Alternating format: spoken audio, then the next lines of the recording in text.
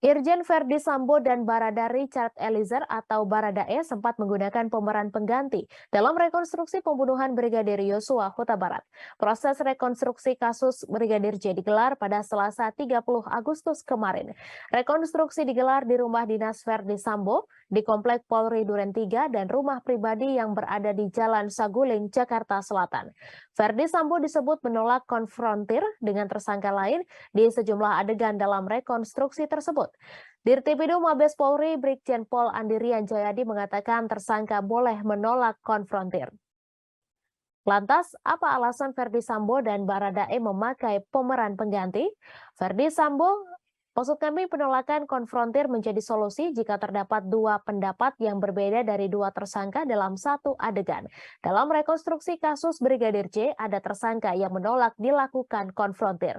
Andi menyebut Verdi Sambo menolak dipertemukan dengan Baradae dalam suatu adegan.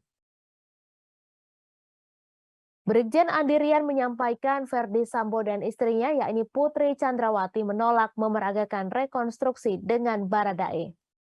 Andi menjelaskan tersangka lain tetap memerankan peragaan sesuai dengan BAP yang telah dikumpulkan penyidik.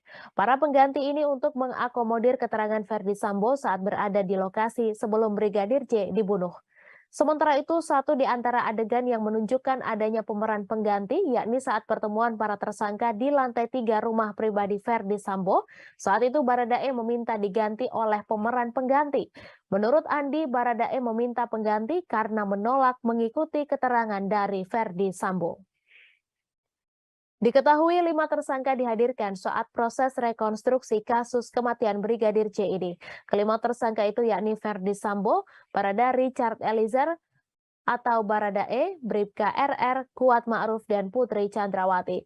Kelima tersangka diketahui dalam kasus ini dijerat pasal pembunuhan berencana atau pasal 340 subsider 388 Junto, pasal 55 dan 56 KUHP. Terima kasih sudah nonton. Jangan lupa like, subscribe, dan share ya.